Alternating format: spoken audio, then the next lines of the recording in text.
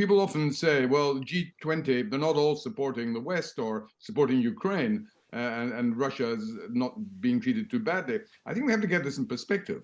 It is, you've got most of the G20 who have strongly condemned Russia for its invasion and continuing barbarism against Ukraine. You have a significant minority, but they don't support Russia. They abstain. Even China. Talk to Malcolm Rifkind now, the former Foreign and Defence Secretary. Malcolm, President Zelensky has had, received great credit for the way he's conducted himself over the last 8 months, but he was very quick out the blocks last night to say that this was a Russian missile attack on collective security, a significant escalation, action is needed, and it seems as if he might have jumped the gun a little bit. Well, his general statement about the Russian attacks on Ukraine are, of course, totally justified. I mean, there's been enormous damage on civilian targets, and that is a disgraceful way to behave, even in a conflict of this kind. I suspect at the moment he was speaking, no one knew for certain whether the missile that landed in Poland was Russian or a Ukrainian missile that had misfired. That seems to be becoming clearer. Now, in terms of the West response to this, both G20, G7 met, NATO's meeting today, in a way kind of helpful that actually all the key players were in one room, as we've just heard from Chris, that they could really get their ducks in a row pretty quickly. Yes, I think what's quite important, people often say, well, G20, they're not all supporting the West or supporting Ukraine, and Russia is not being treated too badly. I think we have to get this in perspective. It is, you've got most of the G20 who have strongly condemned Russia for its invasion and continuing barbarism against Ukraine. You have a significant minority, but they don't support Russia. They abstain. Even China has never at the United Nations Security Council actually voted with Russia on its Ukraine policy. It's refused to recognize the annexations of Ukrainian territory and so forth. And that's China. The same applies to these other countries. So they've got their own national reasons why they want to maintain a relationship with Russia and don't wish to be right, as it were, in the front line condemning them.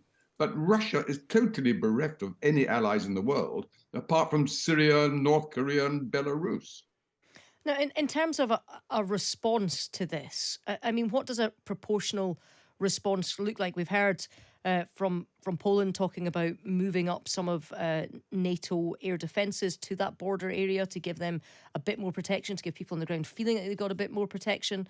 There's been discussions about further sanctions on Russia. I mean, even though it wasn't necessarily their rocket, but like you say, it was air defence aimed at a Russian missile that's been hammering Ukraine this week. I mean, if you were still in the hot seat at the Foreign Office, what would you be advising? Well, I think if it becomes a settled assumption that this was a Ukrainian missile that misfired rather than a Russian deliberate attempt or accidental attempt at a bomb in Poland, then there still has to be a very clear warning to Russia. First of all, it has to stop this mass bombing of Ukraine, but in particular, to choose targets near the borders of other countries is intolerable. It's not just Poland. Moldova has also partly been potential. We're not quite certain again on exactly what has happened, but there are stories that reports that Moldova has also been subject, perhaps accidentally, to an attack. So the Russians are perfectly able, if they so choose, to keep their missiles well away from countries that are not even involved in this invasion. And that is something that ought to be made clear to them. There'll be consequences if they don't do that. Now, under the Boris Johnson premiership, Britain was widely seen as, if not a key ally, one of the key allies of Ukraine, and helped use its position to bolster other people to take a bit more action than they might otherwise would. With the double change of Prime Minister, have we slightly slipped back in terms of being seen as the leaders in this? Obviously, Boris Johnson had his own personal style, which commanded a lot of media interest and helped Ukraine. And I concede that quite happily because it's true. But I don't think the substance of Britain's support for Ukraine has remotely diminished as a result of Rishi Sunak becoming Prime Minister.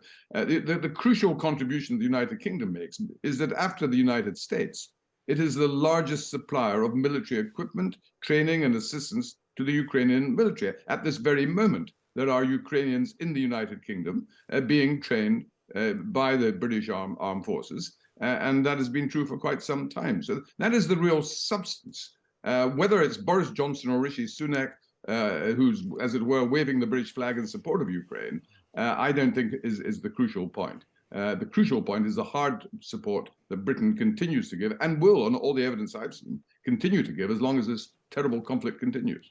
Thank you very much for joining us this morning, former Foreign Secretary there, Malcolm Rifkind.